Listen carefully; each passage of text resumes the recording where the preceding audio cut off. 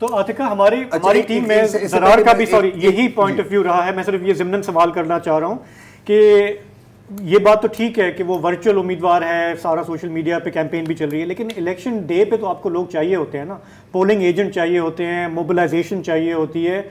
और इस वक्त जो रियासत का रवैया नज़र आ रहा है, अगर इनकी मीटिंग भी नहीं होने दी जा रही तो उस पर आपकी कोई बात हुई है? उसके लिए भी उन्होंने कोई प्लान बनाया हुआ है कि वो कुछ कैसे उसको मैनेज करेंगे? बिल्कुल। तो ऑब्वियसली May 9 के बाद वो किसी एक्शन या एहतजाज या कोई पब्लिक शो से बहुत डर रहे हैं। तो उनकी वो पार्टी ऑर्गेनाइजेशन और वो जो होती है एक इलेक्शन में जो एक्टिविटी होती है वो बिल्कुल स्मैश कर दी गई है।